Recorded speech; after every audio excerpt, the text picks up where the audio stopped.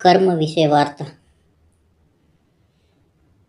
એક ગામમાં મનોહર નામનો માણસ રહેતો હતો, જે પોતાના હિત માટે બીજાને નુકસાન પહોંચાડવા માટે પણ ક્યારેય પછાતો નહોતો. મનોહર બહુ જ ઝઘડાળુ અને સ્વાર્થપ્રિય માણસ હતો. તેના આ વર્તનના કારણે ગામવાળાઓ તેને પસંદ ન કરતા. એક દિવસ મનોહર પોતાના ખેતર પર જઈ રહ્યો હતો. રસ્તામાં તેણે જોવે છે કે એક વૃદ્ધ માણસ તડકામાં બેસીને ખૂબ તરસ્યો માણસ છે.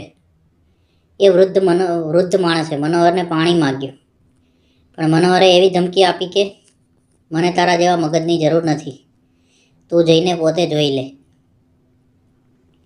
કેટલાક મહિનાઓ પછી મનોહર એક મોટા દુર્ઘટનામાં ફસાયો.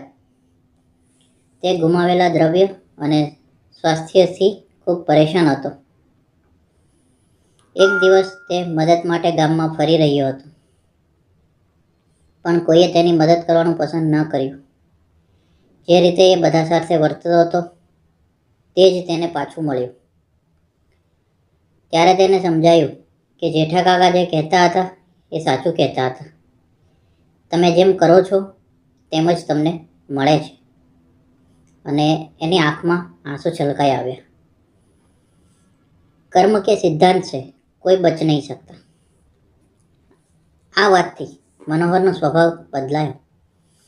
તેણે દરેકની મદદ કરવાનું શરૂ કર્યું, અને આમ કરતાં ધીમે ધીમે ગામવાળાના મનને એણે જીતી લીધા. મિત્રો, આ વાર્તા આપણને શીખવાડે છે કે તમારી કરી સારી કે ખરાબ ક્રિયાનું પરિણામ નિશ્ચિત રીતે તમારી પાસે પાછું આવે જ છે.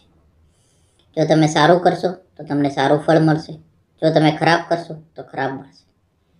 અને જો તમને વાર્તા સારી લાગી હોય તો એક લાઈક કરી દેજો, અને અમારી ચેનલને સબસ્ક્રાઈબ કરી દેજો, અને પ્લીઝ તમારા મિત્રો સુધી આ વિડીયોને શેર કરી દેજો. આપ સૌનો ખૂબ ખૂબ આભાર. ધન્યવાદ. ખૂબ ખૂબ ખૂબ આભાર.